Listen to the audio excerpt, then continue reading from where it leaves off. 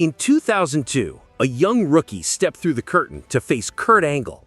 And nobody knew it at the time, but the man in the bright tights yelling ruthless aggression, Ruthless aggression, would go on to become the face of WWE for nearly 2 decades.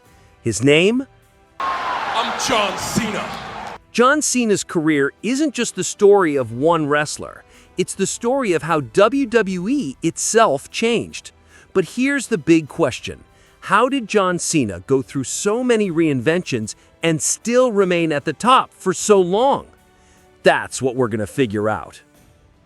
The beginning. Ruthless aggression rookie.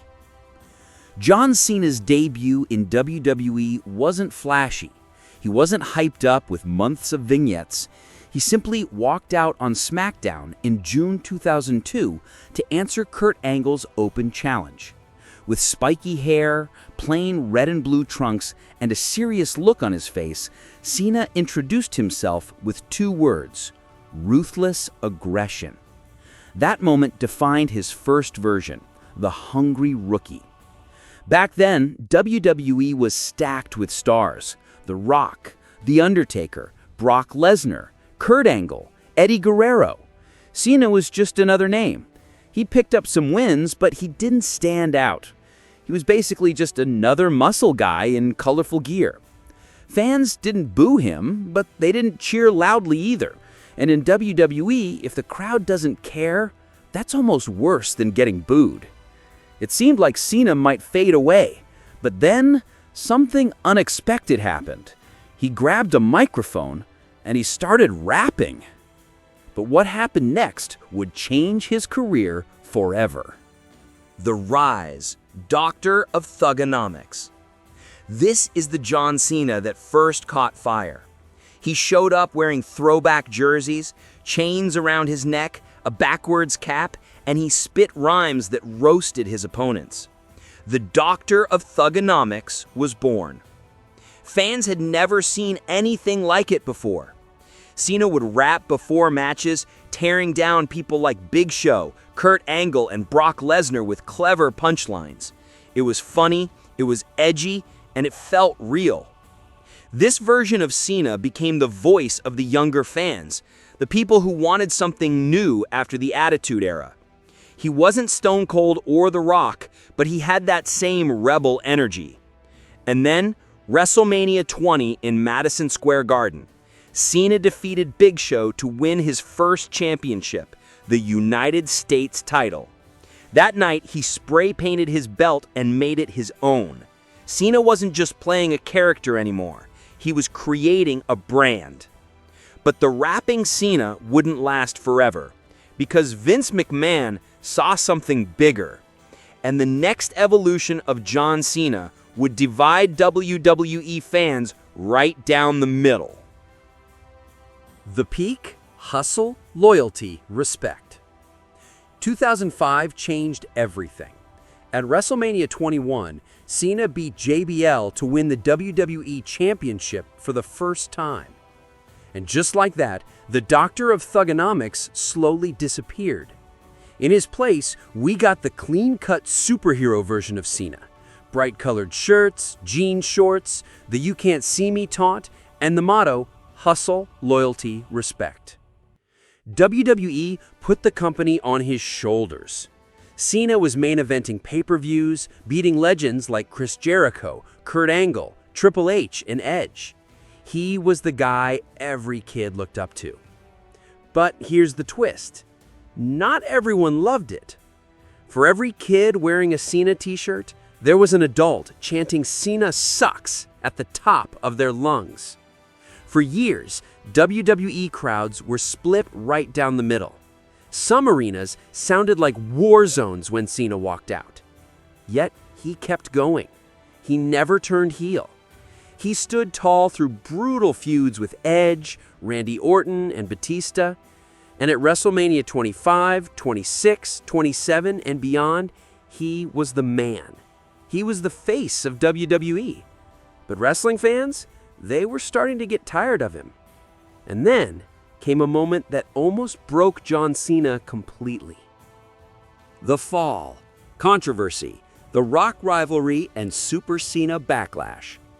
This was the time when John Cena became both the biggest name in WWE and the most hated.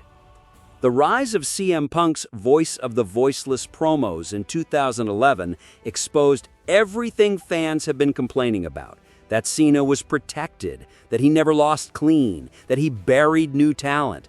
The Super-Cena nickname was born. And then The Rock came back. From 2011 to 2013, Rock and Cena had one of the biggest rivalries in WWE history. Their promos were personal, their matches were blockbuster attractions, and the fan reactions were insane. At WrestleMania 28, Rock beat Cena in what was billed as once in a lifetime. 1 year later, Cena got his win back, but here's the thing. Those years almost broke Cena. His body was wearing down from carrying WWE. Fans were still split on him. He couldn't win everyone over no matter how hard he tried. And that's when he began to change again. Because the John Cena we got next might be the most respected version of them all. The Legacy Builder, US Open Challenge era. By 2015, Cena wasn't the young champ anymore. Younger stars like Seth Rollins, Roman Reigns, and Dean Ambrose were taking the spotlight. But instead of fading away, Cena reinvented himself with the US Open Challenge. Every week on Raw, he defended the United States title against anyone who answered. And the matches? They were incredible. Cena fought Cesaro, Sami Zayn, Kevin Owens, Neville, guys who were stealing the show on the indie scene. Cena gave them the biggest spotlight of their careers. This version of Cena reminded everyone why he was so good. He didn't just talk about hustle, loyalty, respect. He showed it in the ring. And in a way, this era repaired his reputation. Even people who used to boo him started giving him respect. But then, Hollywood came calling. The Hollywood Part-Timer. Around 2017, Cena started taking fewer WWE matches. He was filming movies, doing TV, and slowly making his way to Hollywood. He wasn't gone, though. He came back for big matches against AJ Styles, against Roman Reigns, even against The Undertaker in a quick WrestleMania match. This version of Cena was different. He wasn't the full-time superhero anymore. He was more like a special attraction. Some fans missed him. Others were ready to move on. But one thing was clear. Cena had reached that legend status. Anytime he came back, it felt big.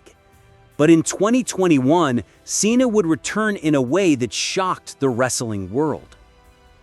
The surprise return and Roman Reigns showdown. Money in the Bank 2021. Roman Reigns had just beaten Edge, and then Cena's music hit. The arena exploded. After years away, Cena was back. This wasn't the Doctor of Thuganomics. It wasn't the hustle, loyalty, respect Superman. This was Legend Cena. He feuded with Roman Reigns at SummerSlam in one of the biggest matches of the decade. He lost, but it didn't matter. The energy of having him back showed just how much fans still cared. And after that, Cena would appear here and there, teaming with Kevin Owens, facing Austin Theory at WrestleMania 39. Each time, it felt like a gift.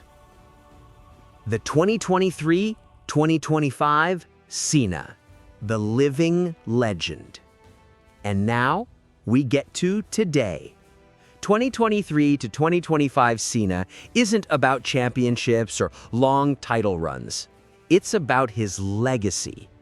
He's the guy who shows up to boost ratings, to put over younger stars, to remind everyone that he's still one of the greatest of all time. He's still in Hollywood, but he never forgot WWE. And think about it. Over 20 years in the company, 17-time world champion, countless main events, and the single most consistent face WWE ever had. Here's the twist. For years, John Cena was hated for being Super-Cena. But now, the same fans who booed him are begging to see him one last time. It's almost poetic. The man who divided wrestling fans is now one of the most universally respected names in wrestling. Whether you loved him or hated him, you can't deny what John Cena did for WWE. Without him, the company might not have survived the tough years after The Rock and Stone Cold left. John Cena is proof that no matter how many times people doubt you, reinvention can keep you on top.